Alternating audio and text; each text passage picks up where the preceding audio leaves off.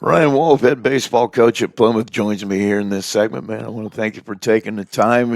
It's been just a weird week for you guys. It was a good game the other night. A couple of things got away from you, but I mean, you're talking about a 10-3 baseball team that you had some opportunities to get them. Yeah, I mean, we gotta put a whole game together. We've done a lot of things really well this year, Rusty. I know it's not just frustrating to me, but I know for the guys too. Just trying to put a game together where I mean we all year we've played great defense, especially in our infield. And yeah, the last two games we've lost 7-5 and had 4 errors in one game and 5 errors in another. Which we literally, I mean, we played really good, solid infield defense. And yeah, just I don't know. We've pitched well in games. We've hit well at times, and we played defense well at times. So I know it's all there. Um, those things showed up, and again, trying to fight and claw your way back against a good pitcher. I mean, we got 4 runs off of the John skid the other night, but I mean, you're not going to get much more. I mean, in the conference here, I mean, if you don't, if you give free bases, it's going to turn into 6-7 runs, and then you're in trouble because if the other team doesn't give you free bases, Right. and a lot of teams don't. So yeah, we just got to kind of find a way. I mean, again, we've been right there all season. Kids have competed. Play Concord on Friday and got beat 4-1. It was a 2-1 ball game going into the sixth up there. I mean, they're sitting at second in the conference, tied with Mishawaka. So we've done a lot of good things, but those haven't translated to W's. That's kind of where we're continuing to strive for and get better and put a complete game together. I think we talked about that in the pregame a couple of nights ago. It's a simple fact that, from your point of view, it's got to be frustrating, especially because if it was one thing, you could just work on it and get better at it. But it seems to be just this revolving door of, well, we've been playing good there all year long. Now tonight we didn't. I mean, one of those kind of years. Yeah, I mean defensively, yeah. I mean, I don't know. It's not something that I can go to practice and it's magically gonna. Hey, we're never gonna make another error. I mean, that's baseball. Like I mean, one of the errors is we had first and second ground ball to Ben. I mean, routine, but the guy runner, I don't know if it got in his way or just vision wise or something, a little bobble, and then they get a hit. I mean, it's just some things. The other night we played on turf and two hard choppers to Parker, but if you don't play on turf all the time, it does come off a little different. And they had a lot of top spin, and it got on him faster than he thought, and just bobbled. And Parker's been great at third all year.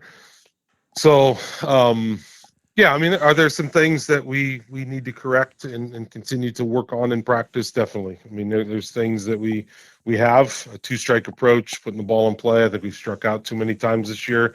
Trying to find a way to minimize that because those are freebies too in our book. Yeah. I mean, when you strike out 10 times, those are free. They don't even have to do anything. I mean, you walk back to the dugout and it's a free out. So trying to find ways to get better at that. And then just compete in the zone. I think our pitching's been pretty solid. Some of the younger guys have started to kind of grow, and Grayson's been really good. I mean, Tuck's been really good. LT's been good. Grady's been good. I mean, some of those younger guys, Nick's been kind of what Nick's done. He's kind of kept us in ball games and went out and competed. And get Dom back here. He threw 1 inning the other night, so we'll get him back in the mix. So I think again, I think we're working towards. Obviously, I mean, we want to win now, but we've continued to improve in a lot of areas. We gotta when we step between the lines, put it all together here soon. You brought up some guys that I wanted to bring up today too. A couple of your seniors, Parker and Ben, and I watching them as they've come through the system and watching them. It seems to me like they're having the kind of senior year that you expected them to have and that they wanted to have. I mean, they're consistent. They do things well. They're just having those really good senior years, both of them. Well, Ben's a junior. Oh, he is? Ben's only- Okay, I thought yeah. he was a senior. Yeah, Benny's the only junior. Ben and Drake are the juniors with LT, and yeah. But anyways, yeah, Parker's just been solid. He really, I mean, 2 years ago, As a sophomore, he hit well. He was a little conference last year. He hit an early home run at Warsaw, and that really threw him off. I think he tried to hit every ball out of the ballpark. And this year, I just had a conversation with him. And he's got more home runs than he had all last year, and his approach is just right center field. I mean, he's been consistent with his approach. I mean, he's close to hitting 500 in conference. Just been a really good, steady hitter and leader for us this year. Ethan's one that's kind of coming on too. I mean, he's really started to figure some things out in the last few games. I know he unconventionally struggled early on in the season, but he's really come on, kind of figured his swing out. And again, it's just about making contact. I mean, I think another one is Grady. I think Grady over the last 3-4 games is it's like doubled his batting average. We worked quite a bit with Grady a few weeks ago on some things, and he's really figured it out. But yeah, going back to Ben and Ben's just, again, consistent. I mean, trying to find a way to maybe lengthen the lineup for those guys. I know Benny doesn't like leading off, but we're just trying to find a good combination batting order wise to maybe put some guys on ahead of those guys that can drive some more runs in. But yeah, it's just a matter. Excuse me. It's just a matter of kind of just thinking about approaches and continuing to have a good approach and just put the ball in play. And we're continuing to work on that. You know, Sarver is kind of impressive too on the mound for as young as he is. He has a presence that's a little more, how do I put it, stable. The other night, I mean, some things were, you know, the wheels were going off a little bit, running off, and he just stayed the course and was dead solid. He knew what he wanted to do, and he stayed with the plan. Yeah, he just, I mean, talk a lot about body language and yeah, I mean, he just kind of, I mean, it was frustrating. I mean, for him and us. I mean, he was disappointed in his effort and being able to field a few of those balls, but he's a competitor. I mean, last night he's the last one to leave practice because he was running to get his recovery work in. I mean, he's running pulls by himself out there. He's a baseball guy. He's a baseball mind.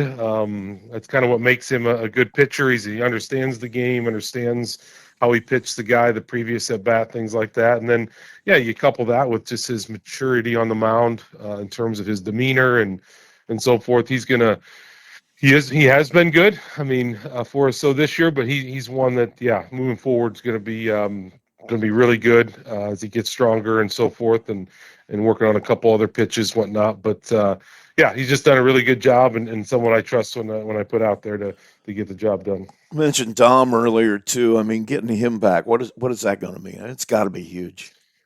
Yeah, it is. I mean, I know he's been dealing with some things, but yeah, just shortening ball games. I just actually read a stat today, honestly, that said like 9 years ago, starters in the MLB, 43% of them went past 7 innings.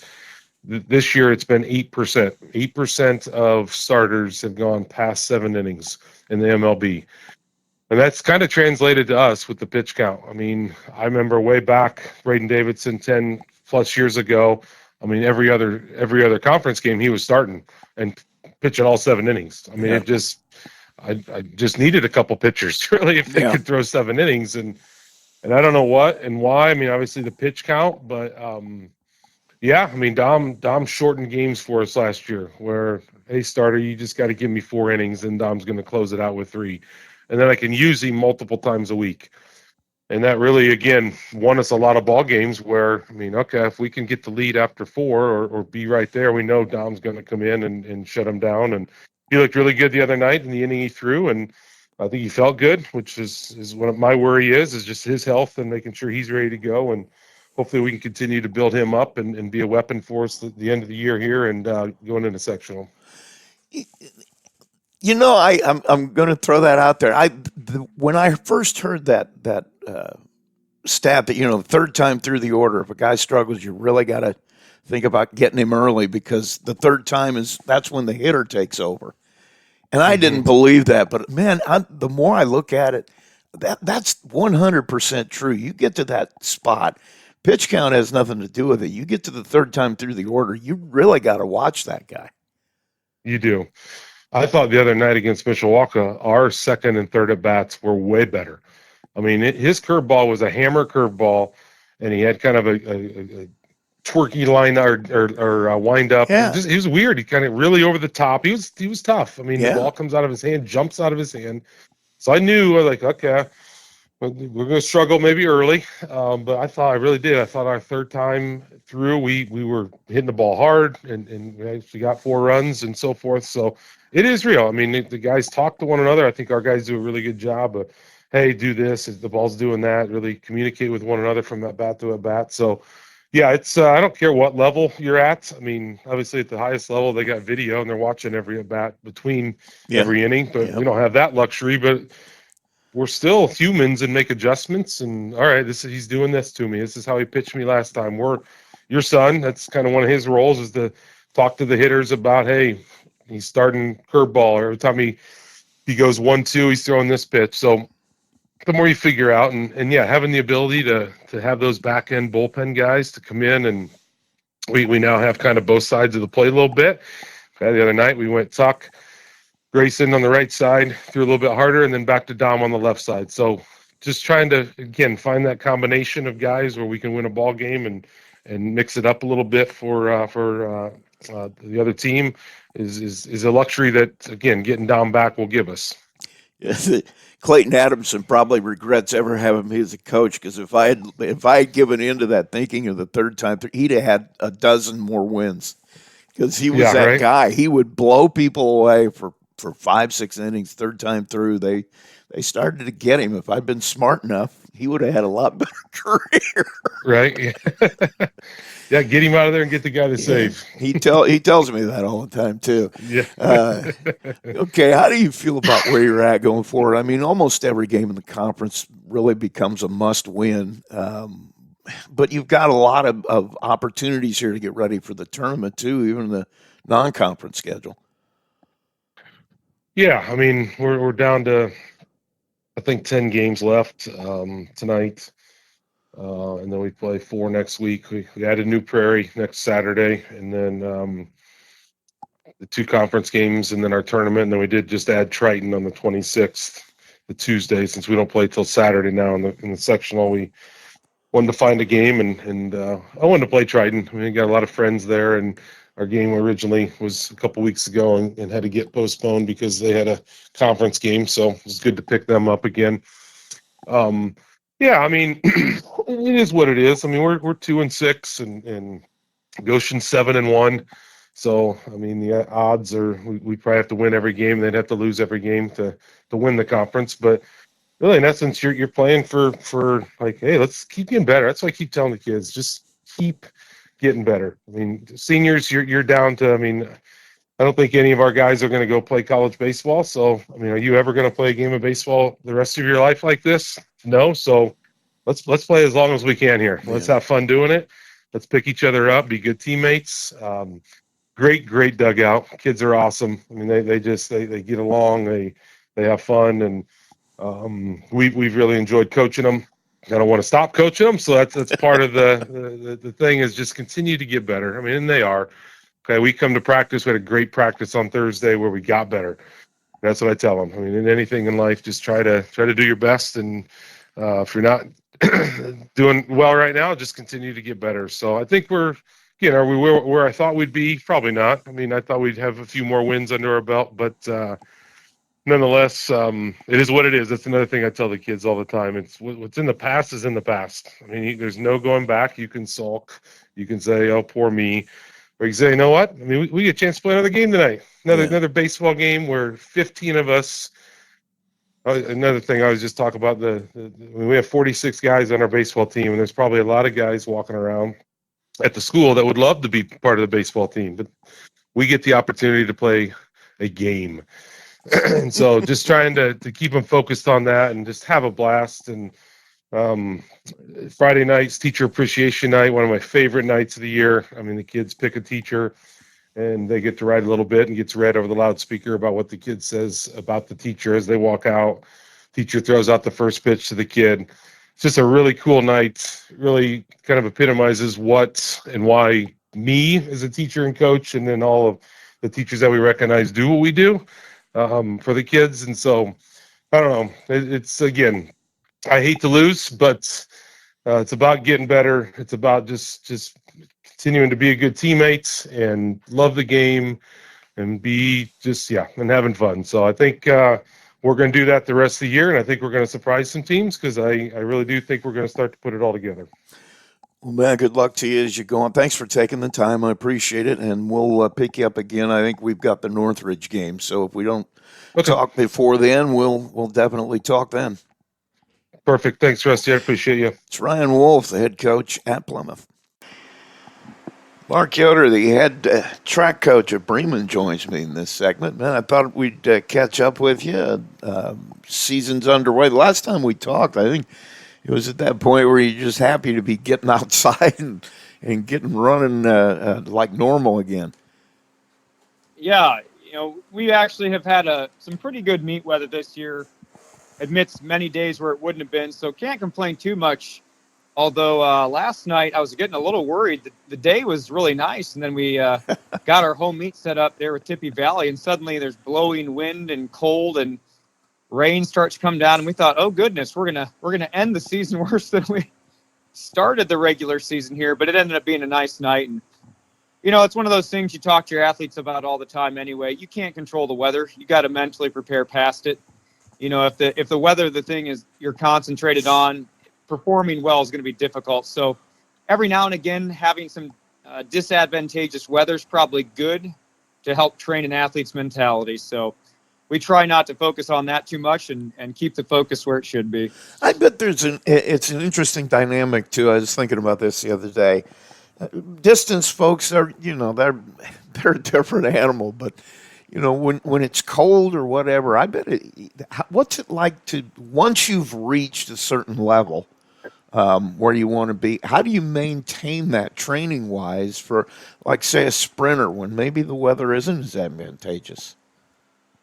Yeah, I think there is there is some science behind that too, where obviously if the track isn't as warm, if it's more difficult to get the musculoskeletal system warm, then you're at a disadvantage. And you're right. Distance runners are out running and training in this all year round, trying to get their ground base. So they're probably handle a little bit better anyway mentally. But for our sprinters, it really comes down to proper warm up and training, where despite the conditions, they should know how to warm up well enough where maybe they don't have their best night in a colder weather with some wind, but they are fully prepared and ready to perform at a level that would be conducive to doing well. And so, last night especially, I was barking at people to move.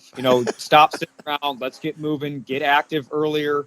Relay teams get up and move together, because there were moments where, man, when those clouds came over and the wind picked up, it was cold. Yeah. And so I think part of that goes on us as coaches, making sure we're teaching proper warm-up modalities and how do you adjust when it does get colder. I think for the athletes, like we said, we teach them to mentally prepare beyond it. And then sometimes, last night, we didn't have our best of best sprint times, but they also weren't bad. There were some good times run, and primarily we're looking at this, all right, at the end of the season. This is speed work going into conference week next week. And so we take a little bit knowing that, all right, it's a little colder, a little bit windier, but that's no excuse not to perform well on the night. But you're right. It's something we have to take into consideration. And certainly the biggest thing we're worried about is we don't want any increased injury risk when we're about to go into conference week and then a week and a half later sectionals.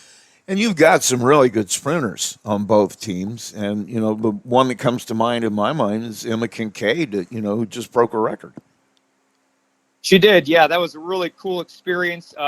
Man, over at Glenn, she just took off and hammered that 200. And when she was coming around, I wasn't even really thinking about the fact that, she might be going for it. And when she came through the line, looked down at the stopwatch, oh, goodness. Wow, yeah, she put the hammer down. So pretty cool.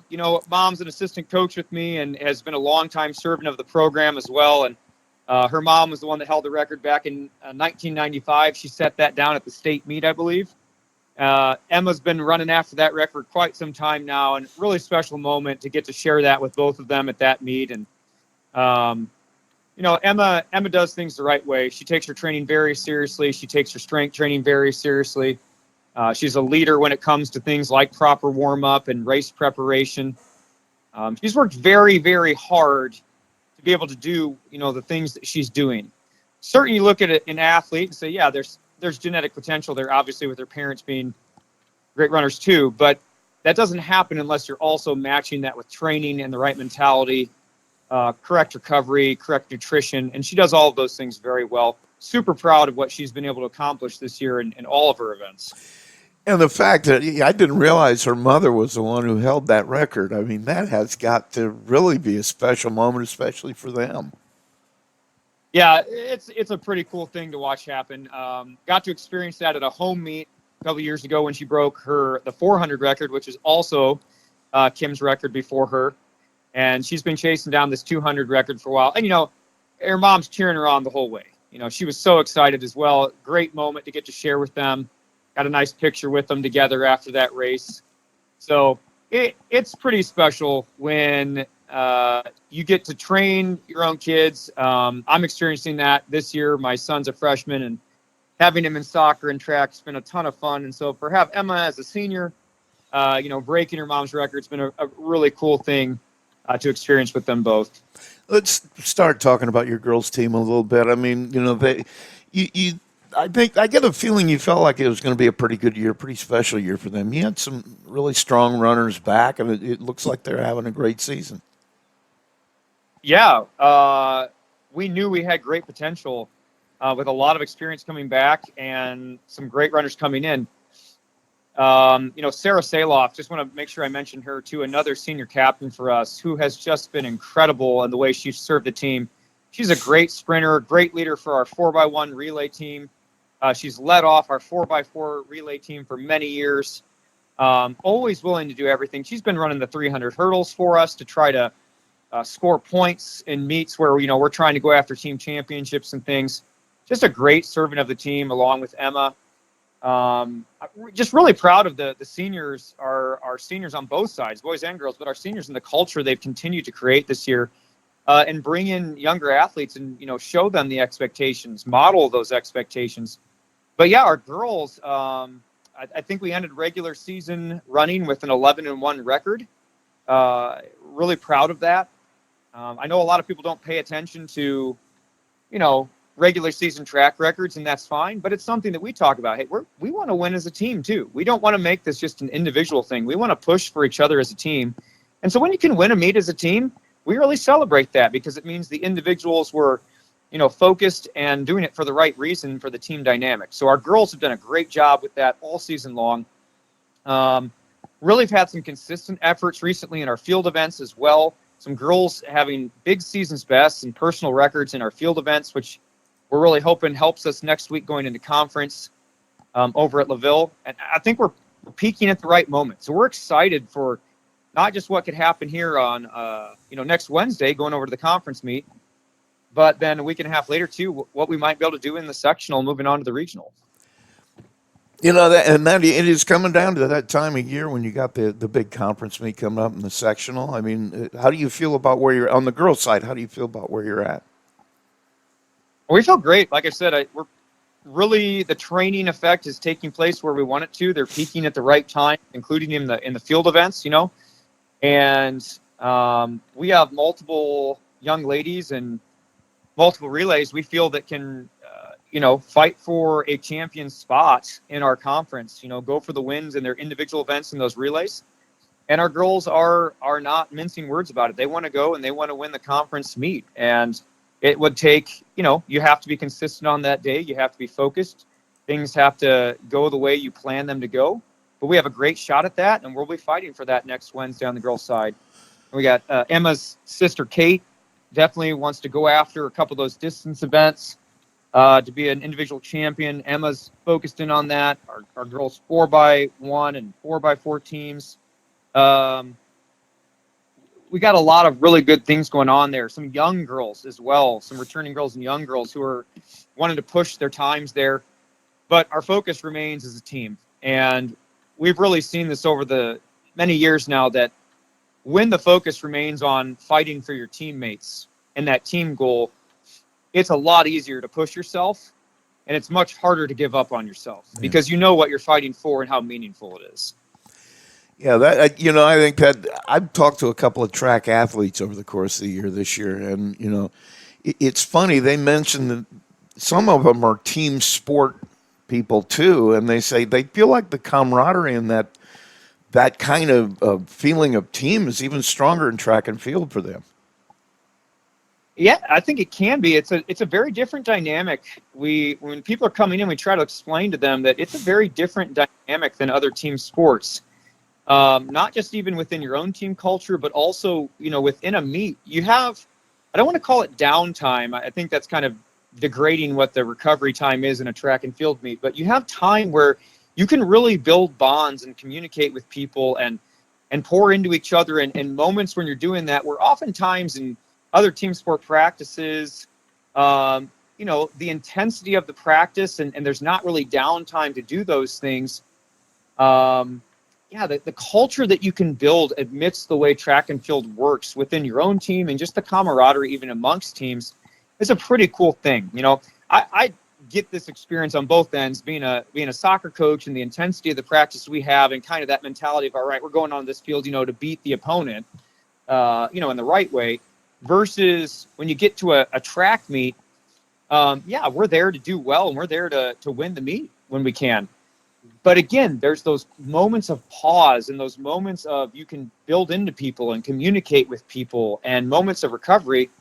And it's pretty awesome what you can do in those moments to build a team culture and to have a camaraderie in those pause moments that other team sports don't always afford. Let's move over to your boys' side a little bit. They're having a solid season again. I mean, I feel like you felt like that was going to be the case. I think the last time we talked, you had a bunch of returning guys you thought were going to do well, and it appears they've done pretty well. Yeah, we knew we had people that had served us extremely well for 4 years. We were going to need to pick up some steam in those areas. But we were returning a lot of experienced athletes as well on the guys' side of seniors. Caleb McClade, one of our field and sprint athletes. Braden Parrish, a sprint and field athlete. Logan Fredrickson, one of our field athletes. Jake Douglas, a sprinter for us. Ben Brady, a distance runner. I mean, we have senior leadership on our team. Even graduating that many seniors, we have fantastic senior leadership on our team. And these guys have done such a fantastic job of setting the expectations for our younger athletes, because we are younger on our boys' side this year. A lot of young athletes. But those guys have bought into it. Those young athletes have bought into it and really done a great job this season picking up right where we left off. And just last night, watching Ben Brady, our senior captain on the distance side, pulling Lincoln Yoder, freshman, my son, just a really cool moment for me to get to watch as a dad, pulling him to a PR. Ben sticking right with him and just saying, come on, Lincoln, we're going to do this.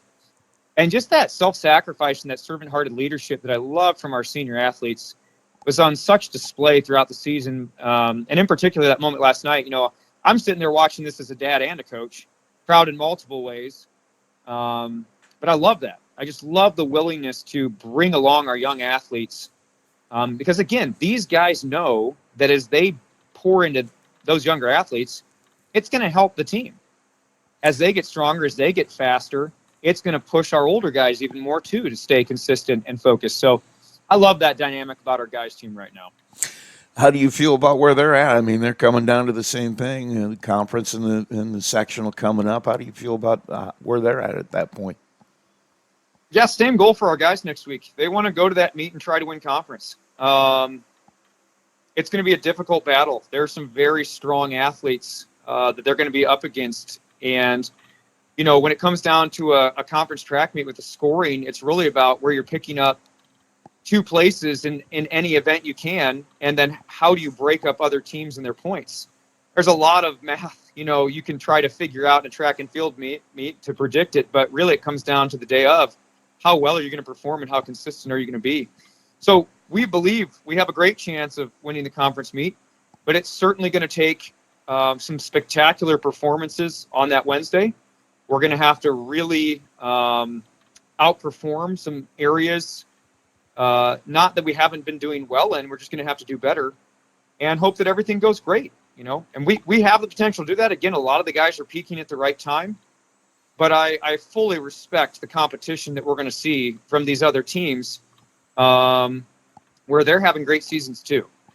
So we know it's going to take something special, but we're going to go for it. Well, Coach, I want to thank you for taking the time. I appreciate it. And still got a few weeks left. I'm sure I'll be bugging you again to catch up with how you guys are doing. Oh, I appreciate it every time, Rusty. It's great talking to you. It's Mark Yoder, the head track coach at Bremen, and we will be right back. And take two. We're with Alana Allen, the Tony the Boss Ross Player of the Week, and this is going to seem like deja vu to you, but I'm going to ask you the same questions again. I mean, you had 3 school records on the same night. I mean, talk about that a little bit. I mean, my legs just felt really great that day. I mean, obviously coming off of injuries last year, that was just a huge confidence booster, what I needed from me, and that was just the perfect day, perfect weather, perfect wind. So you had 3 of them. 2 of them were individual records, yes, and then one was the team. Was there one that meant more to you than any of the other ones? definitely the 100. You know, that's the only one I've really, really been chasing. Allie gave me a run for it, but I'm glad that I finally got it. Talk about, we talked about the injury thing. I mean, you had some early on in your career. Your basketball coaches, your track coach all told me that girl's really going to have a great career. And then that bug kind of hit you a little bit for a while. What was that like? It was really difficult. Just the whole process of getting 2 surgeries, which the second one I didn't even expect. But obviously my amazing community and the people I surround myself with definitely helped me get through those times, and I'm just so thankful for them. Somebody from the outside looking in, it didn't look like you ever really got to you terribly, but it had to bother you a little bit not being able to be out there. It definitely did. I definitely had my tough days. I know I may have seemed like I was, perfectly fine with it and just trusting the process, but there was days where I would doubt myself, doubt how I'd come back, especially preseason at Warsaw this year. Before I got my second surgery, I was definitely a little bit scared, but now I'm feeling back and I'm feeling great. I was going to say, preseason surgery, that had to have in the back of your mind saying, I don't know. Yeah, I mean, I knew it was the screw. Once I knew it was the screw at the doctor's office, I was like, man, I don't know what to do. But ultimately, we just decided it was the best decision was to take it out and miss those 4 weeks of indoor. Sadly, I didn't get to go to indoor state because of that, but, have an amazing outdoor season, as you can tell. So that's what I'm grateful for. Do you feel 100% now? I definitely do. Talk about the team aspect of the relay thing. I mean, that's got to be kind of a bonding thing for you guys. It definitely is. I mean, I've ran with 2 of those girls for 6 years now. I mean, the bond is just unbreakable between us, and I love those girls to death. How many times are you going to end up breaking that record before it's over with? I don't know. I mean, hopefully we can break it a couple more times. I mean, we're going to have to if we're going to try and make it to state, so. Talk about the team aspect. You guys are unbeaten. I mean, I don't even know if I don't remember that ever being the case in Plymouth Track. I mean, how does that feel? It feels great to just build this dynasty. I mean, I know that we're also looking forward to next year because I think we'll still have pretty strong standings. But just this team that we've built this year and the values we've built it on has definitely helped us. I mean, just the work we put in that nobody sees. And these teams, I know that some of these teams have probably doubted us, probably like, oh, it's just Plymouth, But no, we want it this year. We want it bad. We need to put this in a perspective a little bit, too, because the NLC in track, I don't think that's one of the toughest track conferences in the state, let alone the area. Yes, it definitely is. I mean, our first conference meet is Warsaw, so, I mean, we just had to go in with that mentality that we're walking away with the dub, and we did. And I think it was the first time in a very long time that Warsaw has been beaten by us, so that was really good. When I talked to Vivi a couple of weeks ago, we talked about the team aspect of track. It's an individual sport, but she said she felt like the camaraderie and the morale, the team feeling is even bigger in track than it is in the team sports. It definitely is. I mean, from the stands to the people that are on the field, you just feel it during your race. I mean, some people like me, I mean, I don't really hear what people are saying, but I just know that I'm surrounded by people who want the best for me and want to see me win in life. So just even the boys, girls, it doesn't matter who we are. I see everybody cheering for everybody, and I love that about us. Would you say it feels like family? It definitely does. Talk about what you're thinking about in a race. I mean, for a distance runner, you probably have to have something going on in your head. For a sprinter, I mean, you only have 10 seconds. What's going through your head? I really just focus on drive phase, and then, just maintaining speed, especially in the 200. Try not to wear myself out in that race this year because I know I probably did get a little burnt out my sophomore year. So I think during NLCs, I'm definitely going to have a very good chance at winning. And then for the 100, that's tough. I mean, yeah, just drive till you get to the finish line. I mean, man, just stay down for what you need to, and then, get across the finish line. Do you notice anybody on either side of you, or are you just dead focused on getting to the end? No, I don't like focusing on other people. I focus on myself. I don't see other people. I only see me and the clock. So would you say you're racing against the race and not your opponent? Yes. Is that, I mean, I'm sure you've had that drilled into you. Yeah, definitely. I mean, I definitely get nervous before my races, but it's just me getting in my head about other people and just worrying about others. And so I've really taught myself, especially this year, to only worry about me, and it's definitely helped, as you can see. Well, you're having a great year, let's put it that way. Talk about your training regimen. I mean, obviously this doesn't happen just in a couple of weeks or a couple of months. I mean, what do you do in the off season? Well, I definitely do multiple workouts during the summer and stuff. I mean, sometimes I even go to meets and run, but not very often. And I also go down to Chicago and train with my dad. So, yeah. So was he a former track athlete or a coach? Yeah, football and track. Really? Yep. That's a good resource to have. Yes, it is. So tell us about him a little bit. What's his name? Trent Yancey. And where does he coach? He coaches at Simeon. Okay, and talk about him a little bit. I mean, what did he run? He ran the same things as me. He was Really? a sprinter. I mean, he's still very fast. He's still faster than me, so if that says anything. Yeah, he's amazing when it comes to sports. He's just crazy. And I also get it from my mom too, yeah. Can't forget about her. She has some records at Culver still, so. Okay, your mom's name is? Alicia Allen. And so Alicia and your dad, and I mean, you've got a whole track DNA thing. Yes, I do. Okay, so she actually has records still down at Yep, CMA. she still does. And what did she run? Same thing? She actually ran the 400 too. Okay. Yeah, I don't know about that one. But she's got that. Now, you play basketball in your time here too. I mean, obviously track has to be your favorite. Definitely. I mean, basketball, I definitely hold that dear to my heart. I mean, I've been playing basketball longer than I've been running track, so it's not like I just forgot about it when I quit. I mean, I wish the best for those girls and everything, but it's just really a big decision for me. What am liking now and pursuing now. So with me going to track for college, it was just a big, hard decision to let go. Let's talk about that decision a little bit, because I know it couldn't have been easy to just let go. There was a bond with the team and with your coaches and everything. But, it just did come to a point where you had to make a decision what was going to be possible, wasn't it? Yes, it definitely did. I mean, I found out my injury during basketball season. I mean, I definitely could have broken my leg fully on a back door or something like that. So it was just very scary to think about that and that perspective. And I really just had to start thinking about things that I really want and want to achieve in life. So Let's talk about, you have any brothers and sisters? I do. I have 5. Oh, really? What are their names? Araya, Kenny, Blake, Aiden, and Carmeli. And do they all run, or what? Something else? Kitty really loves soccer. Araya does t-ball and soccer, and Aiden runs track, and he does football.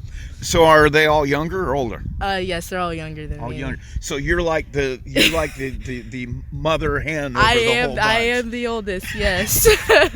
Is there any competition in your house between any of you?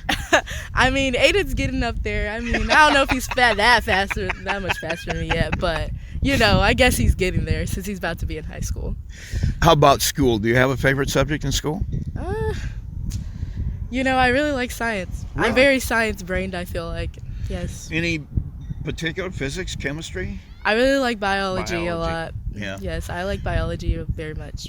So how about college? I mean, you said you want to run in college. Where have you picked someplace? I did. I'm gonna run at Grace College. Grace. Oh, Yep. cool. I'm gonna run at Grace. I have Matt Hopkins is my nephew, and Oh, that's he cool. ran over there. Oh, okay. So yeah, he had a great experience over there. He loved it. I know the community there just seems so like, just so welcoming, just like this one that we've Yeah. built here. So I knew that I was going there. What do you want to do after it's all over with? What do you think? What do you see yourself doing? You know, I mean, I still would probably like just train how I am now. I mean, this sport, I mean, it's not something you have to let go of. I mean, you can train like this and not have like run any races. It's just staying fit, staying healthy, you know. But I also want to stay active in my community and serve, and you know, I want to do like medical imaging, so like X-rays and cool. MRIs and stuff. So. Yeah, that'd be a fascinating. I've always been fascinated looking at X-rays. And Yeah. stuff. I didn't read that thing. They see things I couldn't possibly see. I know. I'm like, well, I'm gonna learn. So if you were going to give some advice to Alana when she's like 8 years old, you when you're Oh younger, yeah. what would you tell them to do? I mean, 8-year-old me, man, she's something. She was wild. I mean, 8 years old, my life looks completely different from then. I mean, I have different people in my life. I have a different way I'm living now. So I would just say, I mean, don't be sad about the change. Embrace it. One last, you see yourself getting into coaching someday? Maybe. So we'll just leave that out to be announced. We'll see. That's Alana Allen, our Tony the Boss Ross Player of the Week. Mark Elliott joins us, the head coach of the Triton Trojans. And man, for somebody like me that covers all the sports, this is like basketball season all over again. I mean, Bremen and Triton are the two stories in the area so far as baseball goes. Yeah, I mean, it's fun. I think that just speaks to the athletes that are in the building and the way they handle the weight room during school day and talk about nutrition and build their athletes from the time they're young. So. Let me bring up one of your players, too. I saw where Drew Bingaman had a big night the other night and ended up with the school record in strikeouts. And, I mean, that's saying something. There have been some pretty good pitchers there over the years. Oh, yeah. And he came in as a freshman and was kind of our ace from that time on. And he's been good, and we know how good he is, and we appreciate having him. And then even last night after I knew that he had broken the record, I was like, after the game, went home, like I was laying in bed and I started being a math teacher. I started crunching the numbers a little bit, and I was like, he's averaging 80 strikeouts a year almost. By the time he's a freshman, like that's really good. That's crazy. Yeah. So yeah, I mean it's been fun. It's been fun 4 years with him, and we'll be sad to see him go. But he's also one hit away from the school record for hits. So like that's how good of a player he is. That he's been impacting ball on both sides since the time he was a freshman, and 2-time All-State, and he's batting .530 or something right now. So probably gonna get a third All-State award this year. So yeah, it's been fun playing with him. The times I've seen him pitch, what impresses me is his poise on the mound too. I mean, nothing really seems to bother him. He knows what he wants to accomplish. He stays to the plan, and obviously, it's working for him. Yep, absolutely.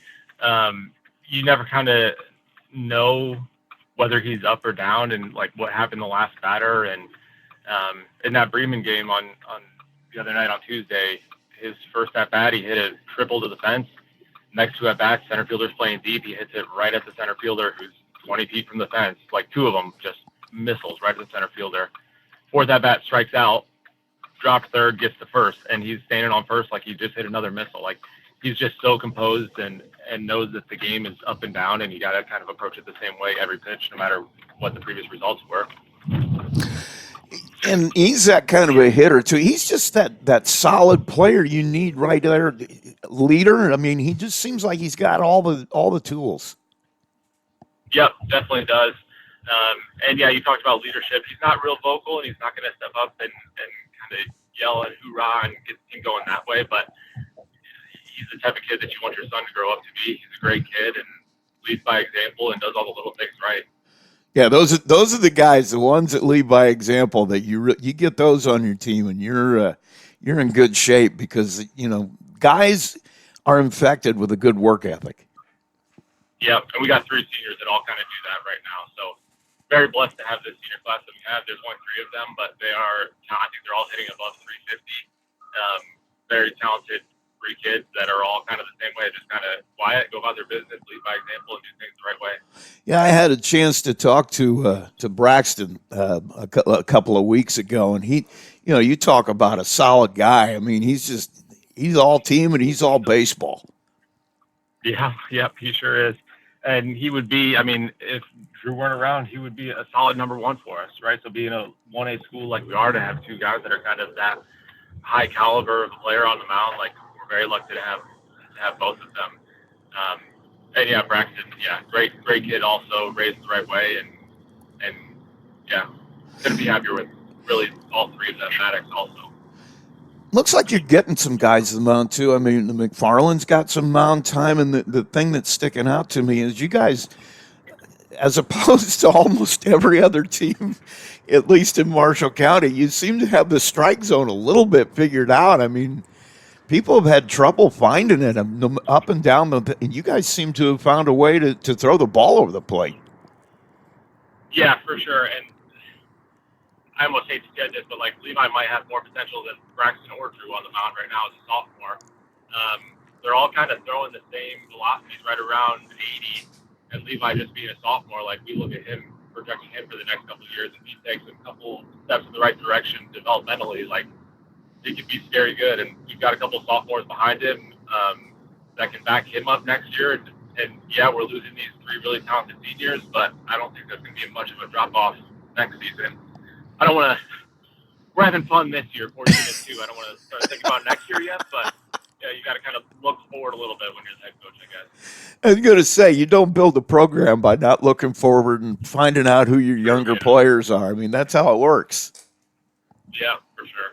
Let's talk about your hitters too. I mean, you got a lot of guys doing a lot of things at different times. You're hitting over 321 as a team. I mean, that's a gaudy number too, batting average.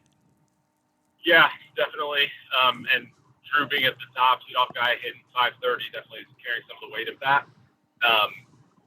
But yeah, like when you're a 1A school, typically you've got like your top half of the lineup's pretty strong and the bottom half is a little bit weaker. But in that Bremen game, even it was kind of the bottom half of the order that was getting things going and getting on base. And then if you can turn it around back to that top and less than 2 outs, or even with 2 outs, you get a couple of clutch hits. Yeah, the bottom of the order for us has been coming through most of the time. So maybe they're not at that 300, 320 mark, but they do enough to find ways to get on, and they've got some speed there at the bottom half of the order that if the ball's hit hard enough, they might score from first on with 2 outs. The number I always look at is RBIs too, and we haven't mentioned Maddox Denny, we haven't mentioned Max Johnson. Denny with 21 RBIs already. Johnson has 18. Those numbers are gaudy. Yeah, for sure. And funny story about last night, actually, because I kind of got on us after the first inning. We had bases loaded and didn't score. Maddox Denny came up to the plate with 2 outs and hit a ground ball or something. Didn't score any runs, didn't get a hit. And I kind of was like, hey, we need to find a big 2-out hit to beat these guys and keep going. The next 2 at-bats that Maddox had, he came up and 2 outs, runners in scoring position, found a base hit, and 3 RBIs. So, I mean, that's kind of what they do. They're tough to get out 3 times in a row when you get to that top of the order. And Maddox had a couple of clutch 2-out hits and drove in some runs with 2 outs. And Max is always right there. I mean, it's easy for those guys too when you've got Drew and Braxton in front of them, and Levi McFarland is swinging it pretty well this year too. So, got a lot of guys on base in front of you to drive in when you're sitting in that 5 or 6 spot. How do you feel about your defense? It looks like your errors are relatively low as well. Yeah, not in that Bremen game. Oh. We had 6 of them, and that's what got us. We lost 7-6 in that one. So those were so uncharacteristic too. Like Drew dropped a pop up in center field. I mean, he traveled a long way to get there, so he was kind of on a sprint, and it just popped out of his glove. So you're going to have those 1 or 2, 3 maybe a game, hopefully not more than that. And we play well enough and pitch well enough to work around a few mistakes, but when they start to pile up and you get up into that 5-6 range, that's when you're going to get into trouble. Free bases. I hear coaches preach that all the time. Walks and errors. You can't give them freebies. Yep, 100%. That's what got us that other loss was Gaston gave up 9 runs in the 6th inning, but we had I think 7 or 8 walks in that inning alone. And that was early in the season, and brought in a couple of guys that obviously hadn't pitched yet, being our 3rd game, and it was cold, and like it has been, I guess, all season. But just struggled with the zone a little bit at first, and gave him some free passes. So yeah, that's what get us. But other than those 2 games, we've been able to overcome our mistakes with those free passes. Well, and that's kind of coaches don't excuse them. It's kind of excusable. It's a cold day, and your first appearance is against Caston, and I think you're only a sophomore. That's a rough assignment. Yeah, they're a solid squad. They hit the ball well. I mean, they are always so fundamentally sound, and they swing it better than I think I ever remember in the last 10 years, probably, them hitting the ball, and a couple pitchers with good arms. So yeah, they're a pretty good team. Let's talk about your conference record too. That's your only loss, that one to Caston. When we started, I know you were optimistic about having a chance to win your conference, but I mean, did you think you'd be pretty much running the table? That was the hope. I mean, you're always optimistic like that, right? Yeah. Especially with Drew and Braxton at the top, pitching wise, you're going to be in every game. We've been really fortunate that it's worked out like that, and we've had them available for our conference games and kind of gotten through. We had a rain makeup with Pioneer last week, and didn't have Levi available for that one either because we had an extra inning game with North Miami the day before. So we threw out our 4, 5, and 6. We said, let's go win a game with them, and we scored 5 runs in the bottom of the 7th to walk it off, and found a way to win again in that one. So, yeah, you hope when you have a team like this at the beginning of the year, if everything falls right, the sky's the limit, and we're kind of playing that way still. It's hard for me to let go of those 2 losses, considering we gave up 9 runs with 8 walks in an inning in one of them, and made 6 errors in the other, and just been very uncharacteristic of the style that we've been playing the rest of the season. So I know I've got to move on a little bit. We're having a good year, but yeah, those ones still sting. Well, I mean, you don't get better if you don't take a look at it and look at the hard truth. We got to get better here. Yep, for sure. And that's been our motto. I mean, they've talked about with the basketball team going to state, like the boys are talking about it in the winter. And I'm like, all right, guys, like we have that potential in us for sure, but it's not going to happen overnight and nothing's going to be given to us. And we just have to focus on getting better each day and coming with an attitude that nothing else matters except for this pitch and just try to win every pitch. And that says something about, I don't know about you, but if I hear my kids, young kids early in their careers or whatever, talking about, wanting to get to that state championship game. I mean, that's what you want to hear out of your players as they're getting ready, because it shows they've got a goal. And, I don't know I watched your basketball team. They had that goal, and it looked like they were that kind of team that nothing was going to stop them from getting there. And if that's the talk when you're a young kid, that is good for your program. Yeah. Like half of the battle is believing that you can actually do it. Yes. I think showing up and in the past, I mean, even a couple of years ago, we're playing some games where we walk in and we kind of are defeated before we get there because we don't actually believe that we can compete with the team that we're playing or can beat them. And having that belief of, yeah, we can do it. We can go beat anybody any day. It helps, obviously, when you're watching the basketball team do it, right? We only have 2 sophomores, Levi and Max, that were on that team. Didn't really contribute much on the basketball court this year, but part of that team. So they're going through it, and they see, like, these baseball guys see their teammates doing it. They're like, well, why can't we do it? And adopting that belief right out of the gate, I think it helps, but it also can't be the only thing you're focused on, because then you lose sight of, hey, where are we and where do we need to go to get there? Yeah, I was going to say, how do you get there? That's the key thing, is keep them focused on that. But honestly, man, in baseball, belief is everything. If you don't believe it can happen, it definitely won't. That's so huge in this game. Yep, 100%. And I think we've rolled into a couple of games where I was expecting it to be a good game. And we've kind of seen it from our opponents where, they're number 2 in the state. We don't have much of a shot. And it kind of ended up the way that they thought it was going to go. And I was surprised that they had that kind of attitude coming into the game because I thought it on paper, it's a team that we've traditionally competed with in back and forth games. And so it's nice to be on this end of it and try to have that confidence going into every game without being cocky and then kind of losing sight of what you need to do to win. Where you are right now, I mean, you got a bunch of challenges left to get through the rest of this year and into the tournament. I mean, do you feel like you're where you want to be? I think I couldn't have drawn it up much better. We've played really well. We've learned from our mistakes. Bremen kind of exposed us on some stuff, and we got to work and practice and got through it. We finally had a day where it was dry and we could practice because we weren't making up for rain games. So that was good. But then, like the back half of our schedule, once we get out of non-conference play, we're in that CMA tournament with Boone Grove and Lewis Cass, who are all solid teams, and then play LaVille at Fort Wentz Field, and we picked up Northridge, so a big 4A school, followed by Mishawaka Marion, and then we added Plymouth back in. So, like, we got some heavy hitters there in big schools at the end of our schedule, and that's kind of what I want is, like, hey, let's start to see some really good teams that should be better than us just because the nature of the school, they're 4 times the size of us, and let's see what we can go do and compete against those bigger schools. And again, with that confidence, that attitude of, hey, it's baseball. Baseball's not like football where you don't have a chance against a big school like that. We can go out there and compete, and I think the kids think that. And if we can win a few of those games, handful of those games going into our tournament, I think that's going to set us up really well.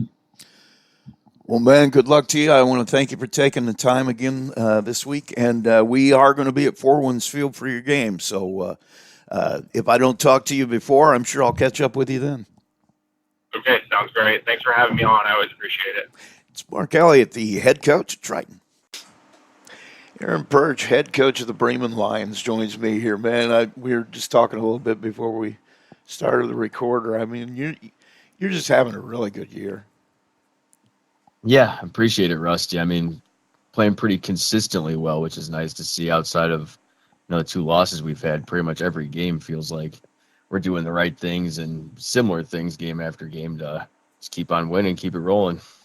I know what you lost to graduation, and I know you felt really good about the guys you had coming back, but I mean, could you have envisioned, what are you, 12-1, 12-2, you're leading your conference unbeaten? I mean, could that have ever been in the sights knowing what you were going into this year?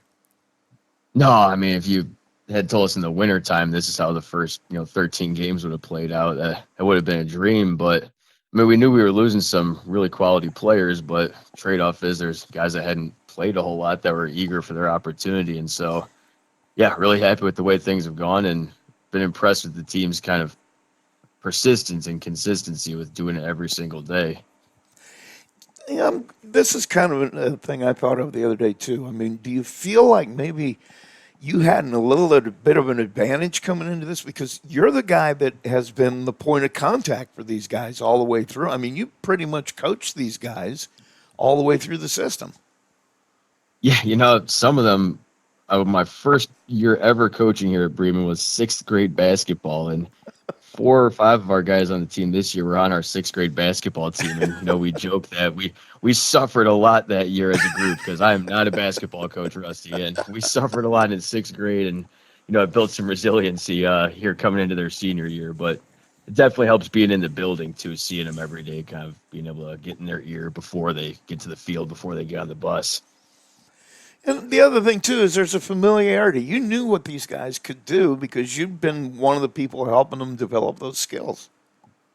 That's true. I appreciate that. And I gave credit to Coach Carpenter last time we talked, and he still deserves a lot of credit because, they were part of his program for 3 years as well. But I think finding a couple guys, we talked about center fielder Corbin Van Vuren last time, going from JV to varsity, making a huge impact. A couple of our pitchers that were waiting in the bullpen last year, Maddox Hickman, Zach Buskiewicz, seniors, finally taking their opportunity. And so, we knew going into the offseason we'd need them. They'd have to fill a big role, and, just encouraging them from the start and pointing out to them, only going to go as far as you guys take us. So we need you to take this seriously. And those guys have stepped up. And hey, we're only halfway through our schedule. I know it feels like we're at the end here, but so far so good.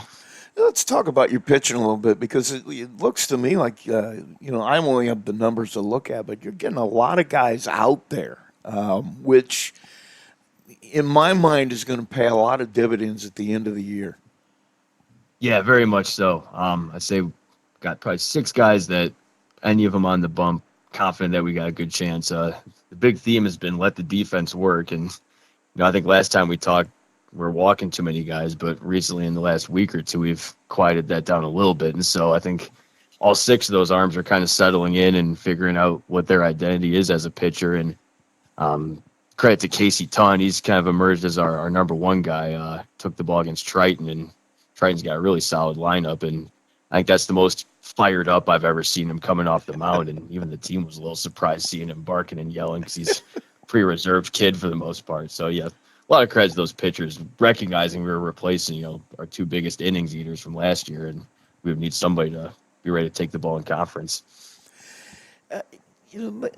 Let's talk about that a little bit, your guys. I mean, I'm going to ask you a question here first, though. I've been asking the other coaches this, and some of the guys I work with. There seems to be some kind of and people have heard me say this before on the air, so they're going to think, oh, there he goes with that axe again. But every coach I talk to, every game I see, it's like there's some kind of a virus. Pitchers are struggling to find the plate. And it's not just one team or one guy. It's universal. It's just like everybody's really struggling to find the strike zone. Yeah, I wish I had an answer for that, Rusty, but you're saying you're not wrong. I was looking at conference statistics last night, and in the INSC, there's a lot of good pitchers, but nobody's really running away with strikeouts either. I don't think anybody's really over more than 1 an inning, and so I don't know what the answer to that is. I guess our offense has kind of been the beneficiary of that because we've been on base a lot this spring. But I mean, we've had the same frustrations with if you could just find the zone guys. We've spent so much time playing defense all winter and in the spring that we're itching for balls in play. Maybe it's all the cancellations and delays early. No one's able to really get in a routine. I definitely feel like our guys have found the zone more every time out. But yeah, you're not wrong. Pretty much every game we play in, there's a boatload of hit by pitches and walks, both teams doing it to each other. So makes for a more exciting game, right? A lot of traffic on the bases. I don't know, unless you're a pitching guy like me, and you look at it and I say, never was growing up. I'm sure our pitching coach is hearing this right now telling me to shut up. But, kids like a little action, right? Yeah, I guess so. You're not doing badly at the plate either. I mean, you got some guys really stroking the ball. Your senior catcher, I've watched him play for 4 years. He's having a year. He is just automatically on base, Rusty. I know I'm going to jinx something, hyping him up too much, but I mean, all season, every game he's on base, whether it's, again, getting hit and walked. He's been driving the ball a lot better this year, but yeah, Zach Rauch is really having a great season. And again, the theme of consistency, where pretty much any game we've played, he's given us quality at bats out of the 2-hole, and being a switch hitter too. It's nice to have that platoon advantage. And right behind him, junior JJ Senzelewski's RBI machine with a guy like that on base in front of him. And so the lineup's really done a nice job, not just at the top, but 1 through 9 of keeping that traffic moving on the bases. I was going to say, all your seniors are just having an outstanding year, it looks like to me, at the plate. Oh, yeah. And, that's kind of the theme. Look, guys, we've been competing together since middle school, and this is it. Like, you're not going to realize it till it's too late sometimes. I think anyone that's played high school sports wishes they did more when they played, but, if you're up against the clock, and don't let one pitch go to waste because you're going to regret it one day. As a first-year coach, that's got to make it a lot easier on you, too, because you got the guys that should be your leaders. It looks like they are your leaders, and that lets you focus on other things. Oh, absolutely. And, having the older team and assistant coaches, too. Brad Laskowski's helping me out. He's got a ton of experience in this area with baseball, and the guys love Brad. He stepped in last week when they played Northwood and got a big program win. And our head wrestling coach, wrestling program, had a great season too under Dylan Shoemaker. He's in the dugout with us. And so there's just, a lot of veteran experience both from the coaches and players. And we're trying to get these JV games in because we're losing a lot of guys after this season, and Yeah. that's been a struggle. But we'll worry about that once this season's over. Do you feel like you're where you want to be right now? Maybe a little ahead of the curve or behind? I mean, where do you feel about where you're at? It's hard to say right now. I mean, when you're winning ball games, obviously life is good, but we have a really big showdown coming up with John Glenn next week. So I think after seeing our kids in that environment, it's going to be a playoff atmosphere for sure. Conference on the line. We're playing at Four Winds Field next Friday night, and so we're doing what we have to do these last few weeks. But I'm really curious how our guys handle probably the biggest pressure spot they'll be in all season, those two conference games with Glenn. So right now I'm feeling good, but I think I'll have a for sure answer for you next time we talk after that big series. Funny you mentioned that because, that's going to be our game of the week next Friday. Is you guys with Glenn up there, and I've been looking forward to that one too. I mean, I've seen them play. They got some really good players. That ought to be a really good matchup. Oh, yeah. I mean, no denying Glenn's got a good pitching staff, great track record. I know our athletic department's hyping that game up, and Glenn's playing really well right now, too. So it's kind of coming down to both teams take care of business today, and could be some conference accolades on the line in that one.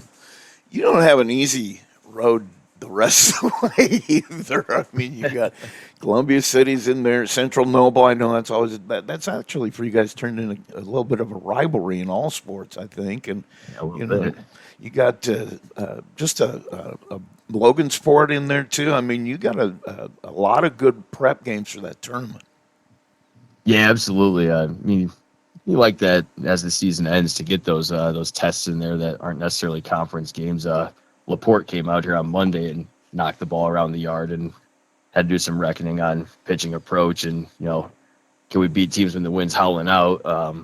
But yeah, definitely that last week and a half of games is, in the big picture helps you get ready for the sectional. We're going to have to win 3 games to win our sectional. So build that endurance against good teams in the week prior. You got a tough sectional too. Yeah, the adage is it's hard to beat a team 3 times, and I think there's 3 teams in there we've gotten twice. So we've got the target on our back for sure going in, and gotta get everyone's best effort. So we're in a unique spot too. We get out of school so early that the kids are off the whole week before, and I think we're done May 20th. So it kind of really changes their routine. So going back to your last point, it's nice to have all those competitive games before that to at least kind of get a feel for almost being a pro player, right? The only thing they got to worry about once school's out is their baseball season, but sometimes habits change and outcomes do as well. Well, you mentioned that too. I mean, you struggled at the beginning there, not with the weather, just getting to play, and it just seems like your guys just, like you said, really just stepped into that pro-like kind of schedule and have thrived in it.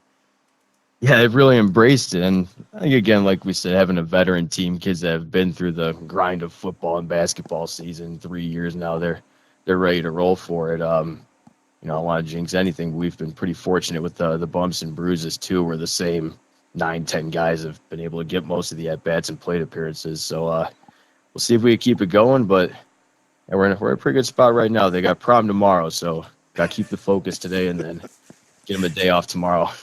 You were a player. I was a player, man. You'd much rather play a game than go to practice. Yeah, absolutely. It's always a thing. I had a crazy coach though, so he wasn't fun at practice. But yeah, I'm kind of with you too. Where sometimes those practices are the ones you need, right? You're playing well, and then you go to practice, and the guy in charge tells you you're really not playing that well. So it keeps you accountable, right? Yeah, and the other part of that too is, I say that laughingly, but I was also smart enough to know you need those reps. You got to get swings in the cage and bullpen work in. I mean, it comes down to that, whether you're going to be good on game day. Oh, absolutely. And we've tried to get some JV games. We've played 7 so far, and a lot of ways those practices become those kids' games too. Yeah. Just getting live looks against our varsity team ultimately makes them better players. If they're not going to get a ton of games during the week, you got to find a way in practice to do it for them. And that's something that only a head coach understands and worries about. I mean, parents are worried about their kid being on the varsity. I don't understand how much it means to play that JV schedule and maybe for a little bit be the stud guy out there. Gain some confidence and work on your game where it's not varsity level pressure all the time. No, 100%, Rusty. Wish our JV guys would hear you talking right now, but they've been great sports about it, and I know it's frustrating for them only getting to 7 games, and we got a few swing guys between JV and varsity, but yeah, I mean the actual game experience, just the pressure to perform too against another team is, you can't match it in practice. Yeah, you don't get better watching other guys play, is the bottom line. Yeah, been telling a lot of guys that this year. Well, man, I want to thank you for taking the time. Like I said, we've got you next Friday night against Glenn, and I'm sure I'll be bugging you to record a pregame before then at some point this week. No, I very much appreciate that, Russ. Yeah, thanks as always. Aaron Perch, the head baseball coach of Bremen. And Brian Hammond, the head coach of the Lady Pilgrims, joins me here. And, man, you've had a weird week, but I got to feel like you think it's a good one. I mean, the other night at Mishawaka, you're right there with one of the best teams in at least this region. Yeah, rough start that night, but yeah, we battled back and we got to the pitcher. He made a pitching change. We were right there several times. I mean, I think we had a couple on for Ivy and Lily there, and 7th inning we played it a couple. I mean, Lily Runyon hit one to the fence in the 7th that I don't know how the girl caught it, to be honest with you. She drop stepped one way and she turned around in the last second and snow coned it. So, I mean, yeah, we were right there. I mean, we definitely gave them our best shot.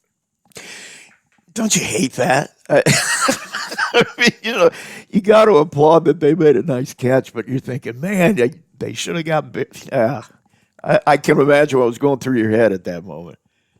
I mean, earlier in the game, we hit 2 really hard balls at second base.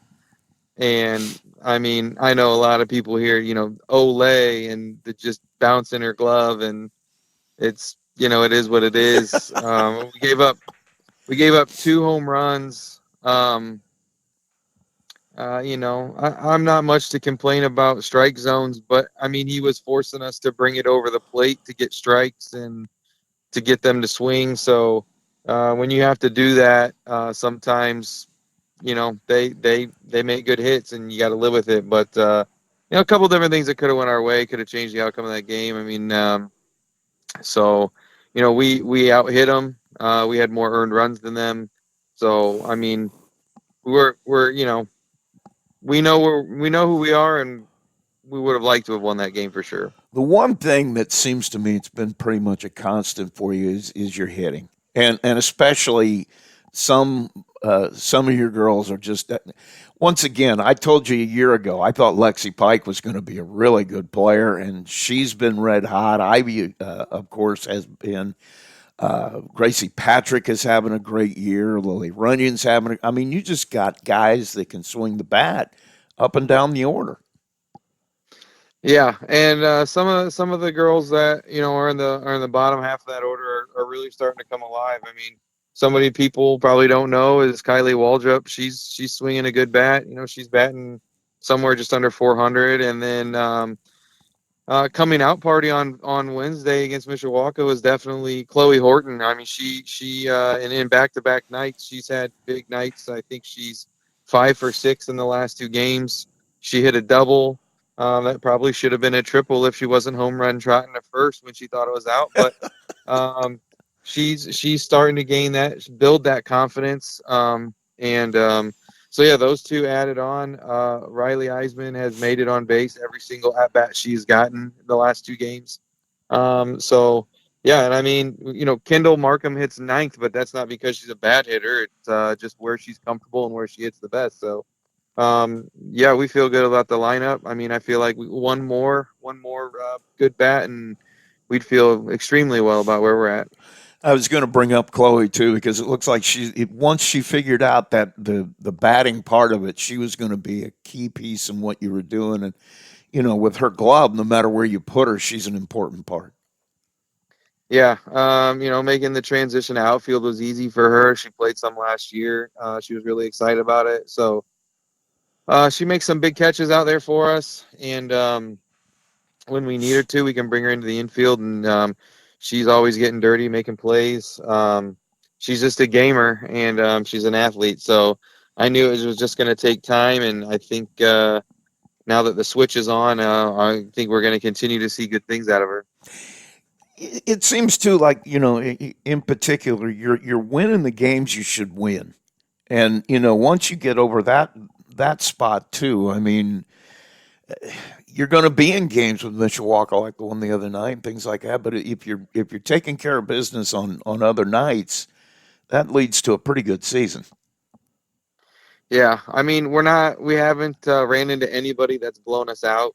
I know a couple of our scores, maybe got away from us, but that wasn't necessarily, so, Monday night against Northridge. I mean, we hung with them.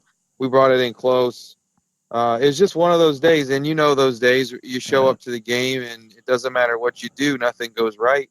And it's just we couldn't do anything right. It was not because we're not a good team or a bad team or anything like that. It's just the day felt different. The day felt off. It's just it creeps in, and we hung with them for a while, and we let it get away from us there in the sixth. But yeah, I mean, nobody's overpowered us, in my opinion. And if we figure out a way to win some of these close ones, we'll be in the thick of it.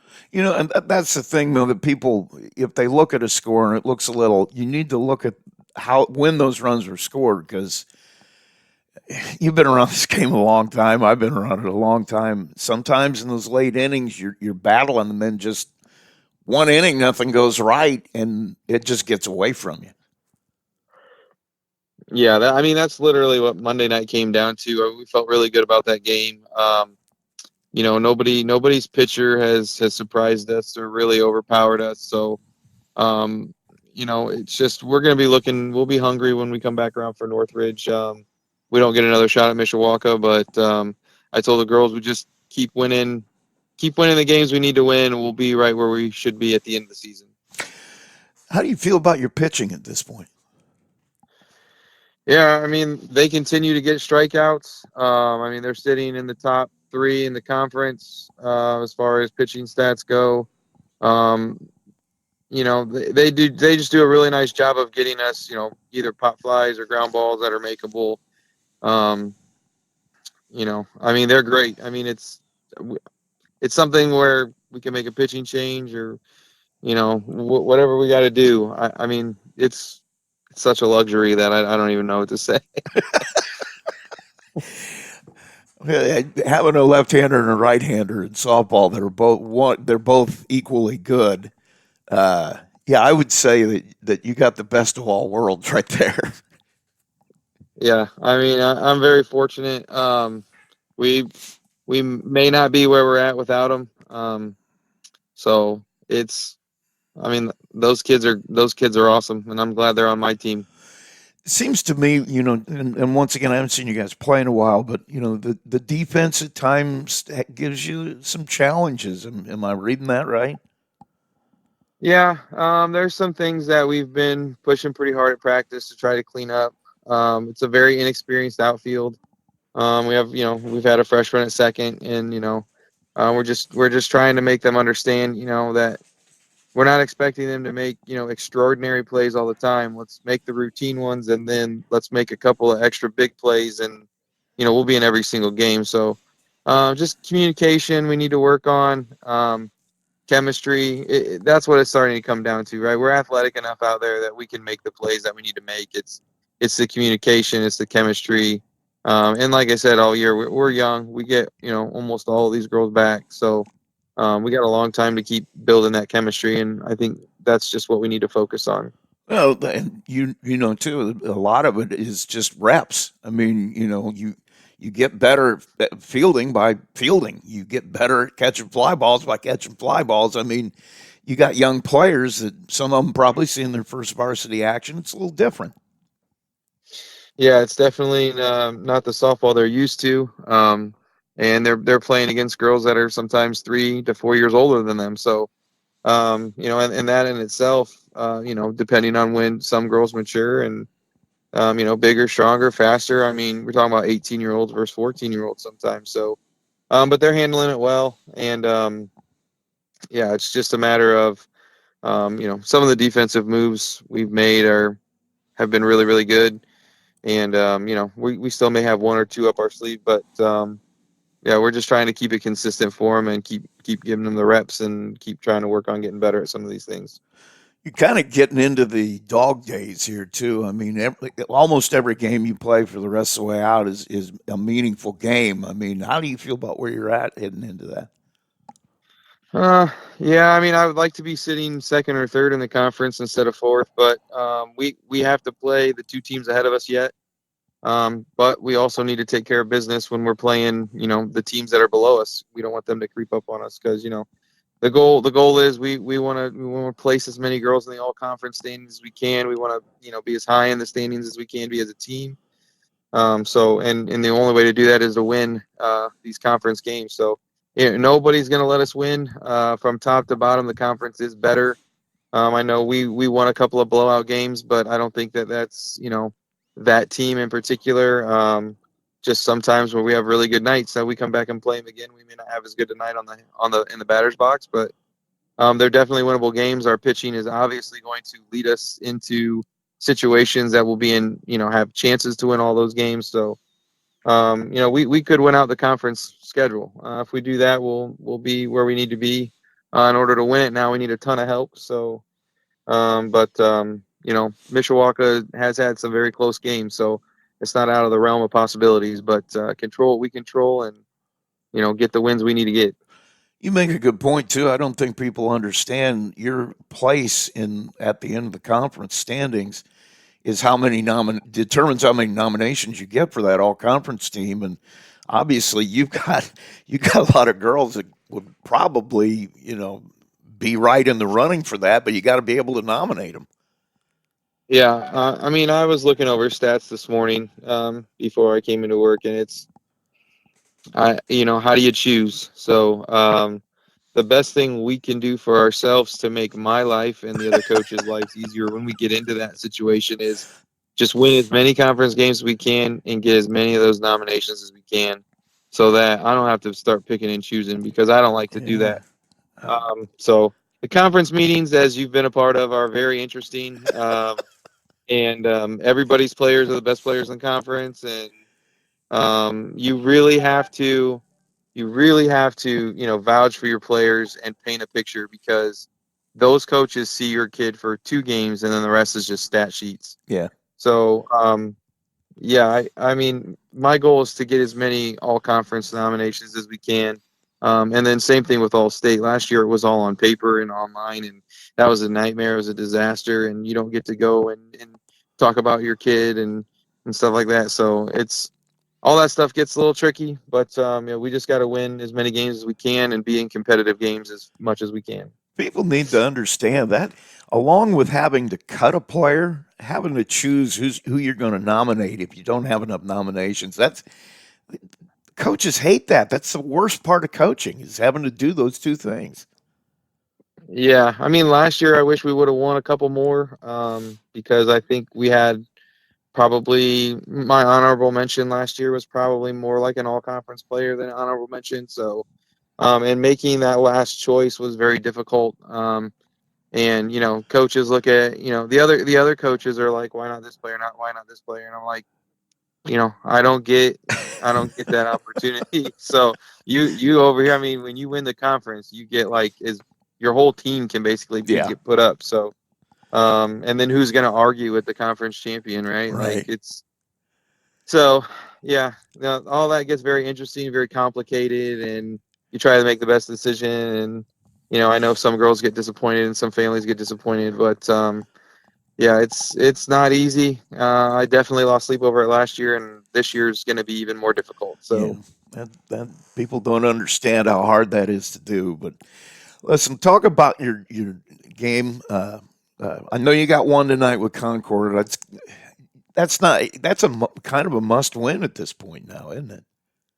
yeah, we got to take care of business tonight. I mean, We beat them before. We had Gracie on the mound. We'll have Ivy on the mound tonight for that game.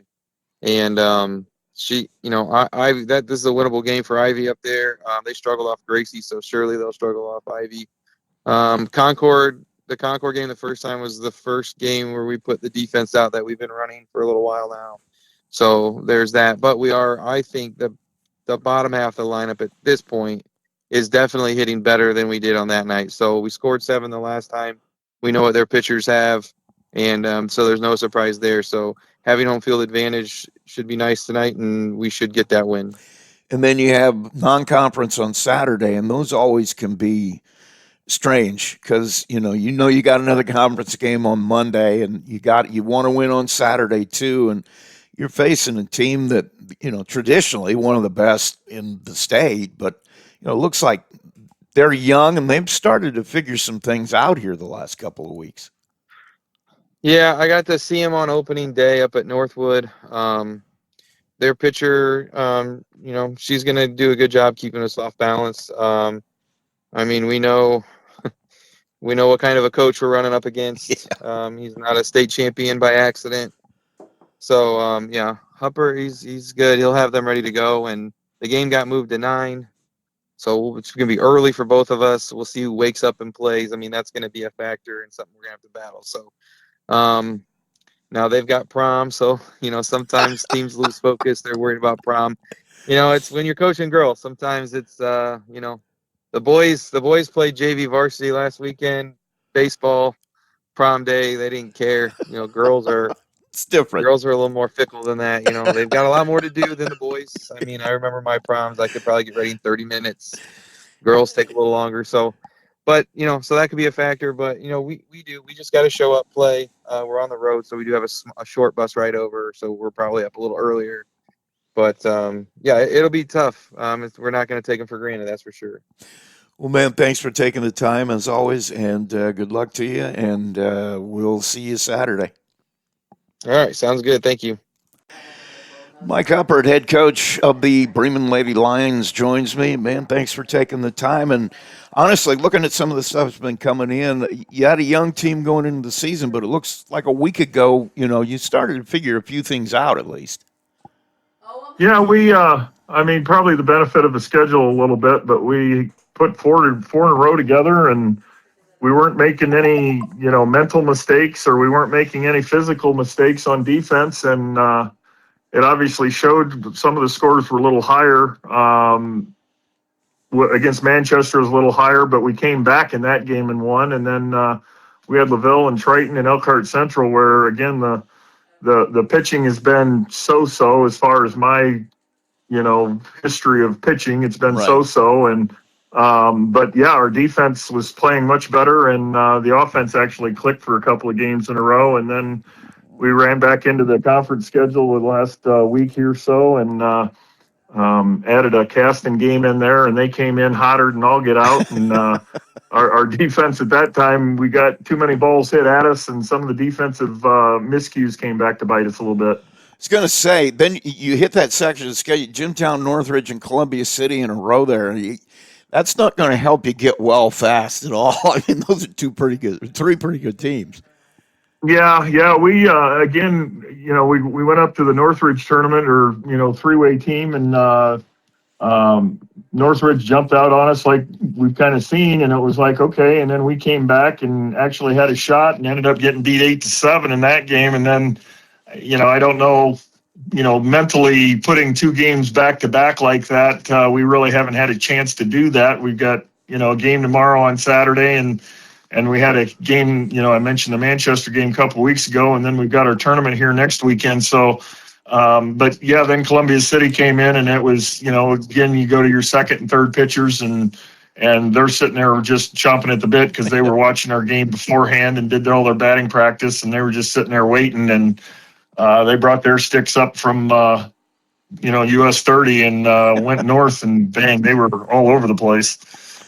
And with a team like yours, you knew there was going to be some lumps early, and there was going to be this little, it's just that up and down roller coaster kind of thing when you have a team like that.